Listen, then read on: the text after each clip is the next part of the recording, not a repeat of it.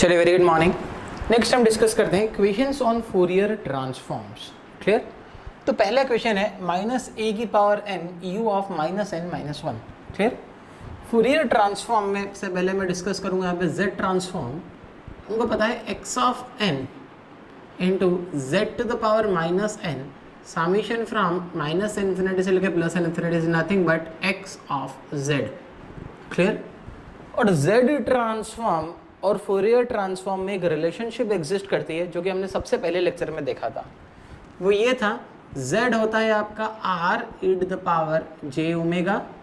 अगर r की value को मैग्नीट्यूड को आप 1 कर दें तो कुछ भी नहीं, आपका z ट्रांसफॉर्म रिड्यूस हो जाएगा आपके फोरियर ट्रांसफॉर्म में। क्लियर। उसी प्रोसेस को मैं यहाँ पर आगे बढ़ाऊंगा, है ना। मैं पहले z ट्रांसफॉर्म कैलकुलेट कर लूंगा और z में आखिरी में ये आइडेंटिटी लगा दूंगा तो डायरेक्टली हमको निकल जाएगा फोरियर ट्रांसफॉर्म। क्लियर। ऐसा करने से आपके बिल्कुल भी मार्क्स नहीं कटेंगे और यही एक करेक्ट अप्रोच है। क्लियर। फॉर एग्जाम्पल मेरे को इसका फोरियर ट्रांसफॉर्म निकालना है माइनस ए की power n u of minus n minus one. Clear. इसका हम z ट्रांसफॉर्म पहले ही कैलकुलेट कर चुके हैं, क्वेश्चन नंबर 3 या क्वेश्चन नंबर 4 में। इसका जो z ट्रांसफॉर्म होता है x ऑफ z वो होता है आपका z upon z minus a। Clear. और इसकी आरओसी आपने कैलकुलेट करी थी mod z less than a। Clear. अब इसका z ट्रांसफॉर्म आप देख लीजिएगा कैसे हमने निकाला था। कुछ भी नहीं करना है, फाइनली आंसर निकालने के बाद z होता है आपका r e to the power j omega. r की वैल्यू को 1 रख दें क्योंकि आपको कैलकुलेट करना है फोरियर ट्रांसफॉर्म, तो z हो जाएगा e to the power j omega. z की जगह पर वैल्यू पुट कर दें e to the power j omega upon e to the power j omega minus a। e to the power j omega common निकाल दिया तो बचा 1 upon 1 minus a into e to the power minus का j omega. Clear. Fourier transform निकालने के बाद आपको ROC mention करने की ऐसी कोई नेसेसिटी नहीं है क्योंकि फोरियर ट्रांसफॉर्म सिर्फ और सिर्फ स्टेबल सिग्नल्स का ही कैलकुलेट होता है। क्लियर। तो ये आपका final answer 1 upon 1 minus a into e to the power minus j omega. एक तो सिंपल क्वेश्चन था। अगले क्वेश्चन उठाते हैं u of n minus u of n minus capital N। Clear. तो सबसे पहले तो इस क्वेश्चन में आपको ये चीज़ विजुअलाइज करनी पड़ेगी। ये कुछ भी नहीं है, एक रेक्टेंगुलर पल्स वाला सिग्नल है। अगर मैं u ऑफ n की बात करूं तो ये रहा u ऑफ n,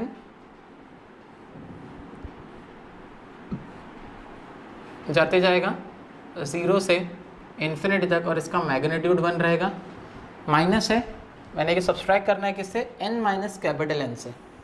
यानी कि ये कैसे लिखेंगे आप, n minus capital N equal to 0, यानी कि n equals to capital N। ये सिग्नल कोई कैपिटल N से बनना चालू होगा। मान लेता हूँ ये रहा मेरा capital N, capital N, capital N plus 1, capital N plus 2। Clear.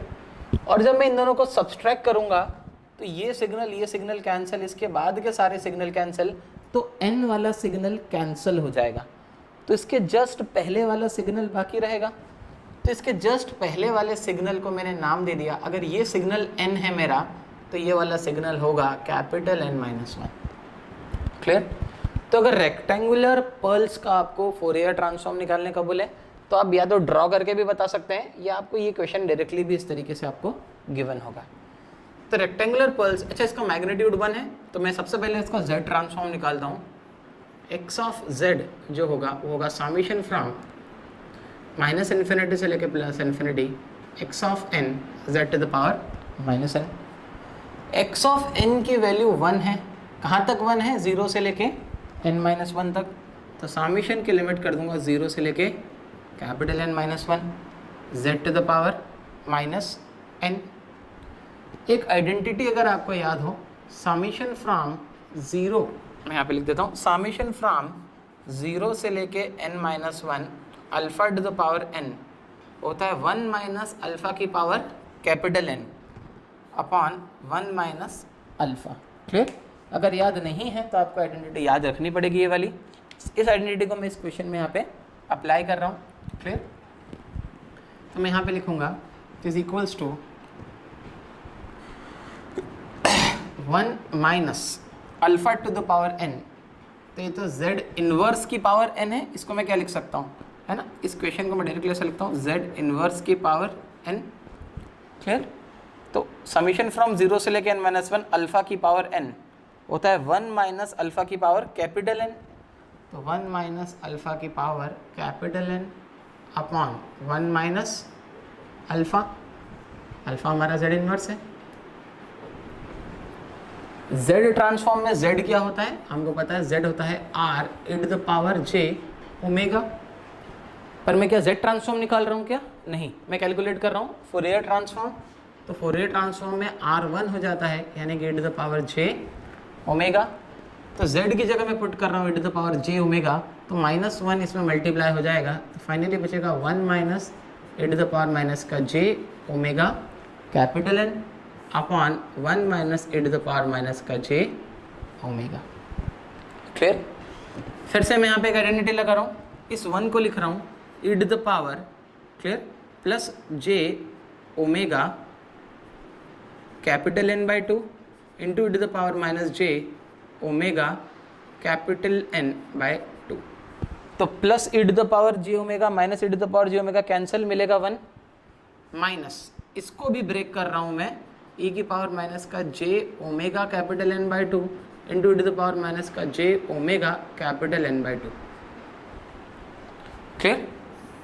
यहाँ पर मैं 1 को फिर से ब्रेक कर रहा हूँ, 1 को लिख रहा हूँ e to the power j omega by 2 into e to the power minus का j ओमेगा बाई 2। इस e की power minus j omega by 2 minus j omega को भी मैं बाई 2 में ब्रेक कर रहा हूँ, minus e to the power minus का j omega by 2 into e to the power minus j omega by 2। Clear. अब कॉमन निकाल सकता हूँ न्यूमरेटर में से, मैं न्यूमरेटर में से टर्म कॉमन निकाल रहा हूँ, e to the power minus j omega n by 2, दोनों ही जगह प्रेजेंट है वो। तो न्यूमरेटर में से मैंने टर्म कॉमन निकाली, e to the power minus j omega capital N by 2 common लिया, अंदर बचेगा e to the power j omega n by 2 minus e to the power minus j omega capital N by 2 upon e to the power minus j omega by 2 बाहर निकाला, e to the power minus j omega by 2 बाहर निकाला, यहाँ पर बचेगा e to the power j omega by 2 minus e to the power minus j omega by 2। Clear. e to the power j theta minus e to the power minus j theta upon 2j। Clear. e to the power j theta minus e to the power minus j theta upon 2j, ये हो गया, कुछ भी नहीं, simply sine theta.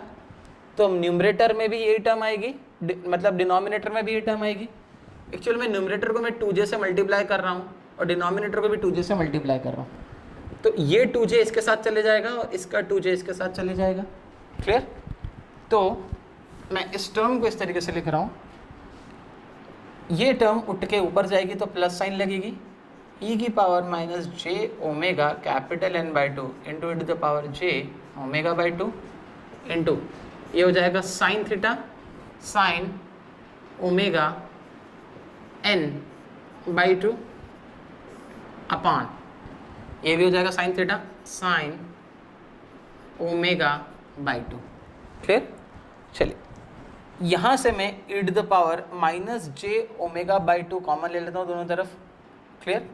तो e to the power minus j omega by 2 अगर मैंने common ले लिया यहाँ पे, तो e to the power minus j omega by 2 common लिया, तो e की पावर j ओमेगा बाई 2 बाहर आएगा, ऊपर ब्रैकेट के अंदर बचेगा कैपिटल N माइनस 1 और बाकी पूरी की पूरी term as it is sine of omega n by 2 upon sine of omega by 2। This is your final answer. Thank you.